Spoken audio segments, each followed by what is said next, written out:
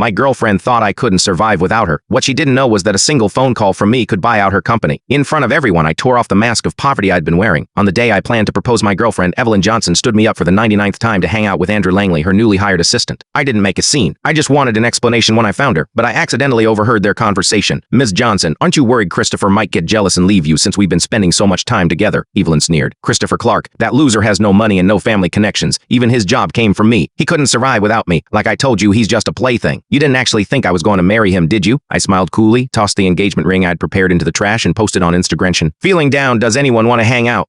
Time offer." Examen thought I was just acting jealous and sulking. Little did they know that after being rejected 99 times, I could finally go back to being the carefree heir to my family fortune when Evelyn called. I was lounging in a luxury suite at the high-end spa, the steam rising so thick I could barely keep my eyes open. I answered lazily, "What's up? What's the deal with that Instagram post you made this afternoon?" Through the phone, Evelyn's voice was icy, maintaining her usual air of superiority. It was her typical tone when dealing with me. I always thought Evelyn was just that kind of person, serious and cold as an iceberg, so I acted like a lowly servant, carefully replying to her messages and taking care not to upset her. But then Andrew joined the company as Evelyn's assistant, and every time he handed her documents, her eyes would soften and she'd break into the warmest smile. That was when I realized that Evelyn wasn't incapable of smiling. She just didn't smile at me. Just then I heard the sweet voice of the staff member. "Good afternoon, sir," I answered with a smile. "Let's begin. Don't hold back. I can take it." Evelyn noticed something off about the background noise and paused before saying disapprovingly, "Christopher, you never used to go to places like this." My life used to revolve around 3 places: my home, the office, and Evelyn. Not only did I handle all the housework, but I also took care of Evelyn's every need. Evelyn said she loved my cooking, so I'd whip up something different for her every night after work. She raved about the pastries from that bakery downtown, so I'd wake up at the crack of dawn and drive 3 hours round trip so that she could have them before work. One evening after Evelyn came home from a work dinner, I excitedly presented her with a steaming bowl of oatmeal. "Have some. It'll be good for your stomach," I said. But she just scoffed. "You are such a loser. Can you stop fussing around the kitchen all day? It's embarrassing. And for God's sake, get a life. Stop hovering around me like a fly. It's annoying." Remembering this, I let out a small laugh and said casually, "Work's been tiring. Thought I'd treat myself." "What's it to you?" Evelyn seemed taken aback by my response. She paused, then let out a snort. "You slack off at work all day. What's so tiring about that?" She seemed to have forgotten that when the company was just starting, it was me who hustled at every social event, securing deals, even to the point of passing out at the table and ending up in the hospital. Back then, lying in the hospital bed, Evelyn held my hand and comforted me. "I'll remember all the hard work you've put in," she said. "Once the company takes off, I'll give you a cushy job you can kick back and do whatever you want." And now, after just one day of me not showing up at work, she couldn't stand it. Evelyn continued her lecture. "Christopher, you are really out of line. Not only did you skip work for no reason, but you actually went to a hot spring during work hours. Why can't you learn a thing or two from Andrew? He may be new to the company, but he's eager to learn and make progress. He just recently closed a major deal that brought the company a $5 million profit." I scoffed. "Are you sure that it was Andrew who closed that deal?" The deal Evelyn was referring to was the one I had worked tirelessly on, formulating plans and pulling 3 all-nighters in a row to satisfy the investors. Just when we were about to sign the contract, Evelyn suddenly approached me. "Christopher, Andrew is new to the